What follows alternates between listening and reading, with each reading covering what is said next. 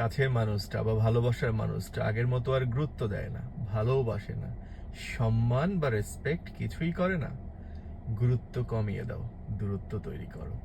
দূরত্ব তৈরি করে তারপরে দেখো ঠিক হয়ে যাবে। 1 মাসের জন্য সোজা নিজের বাড়িতে চলে যাও যদি হাজবেন্ড বা ওয়াইফ হয়ে থাকে।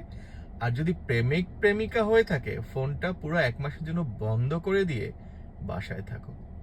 যদি তোমার ভালোবাসা সে বুঝে, সেই গুরুত্ব এবং দূরত্ব দুইটাকেই সে ঝেড়ে মুছে তোমার বাসার সামনে আসবে। বলতে পারো, ভাইয়া বলা সহজ, করাটা কঠিন। কারো না কারো করতে হবে। যে করতে পারবে তার কপালেই ভালোবাসা শব্দটা লেখা থাকবে। আর যে সাহস করে করতে পারবে না, সে সারা জীবন ঢুসুম ঢুসুম করে মারামারি করতে করতে, গুরুত্ব দূরত্ব দৌড়দৌড়ি কি বলে দৌড়দৌড়ি করতে করতে জীবনটাই শেষ করে ফেলবে। সাহস করে দূরত্ব তৈরি করো। গুরুত্বটা নিজেকেই বাড়াতে হবে তোমার, নিজেরটা নিজের। পৃথিবীতে কেউ তোমার গুরুত্ব বাড়াতে আসবে না যদি তুমি তোমার গুরুত্ব বা ভ্যালু অথবা রেসপেক্ট তৈরি না করতে পারো।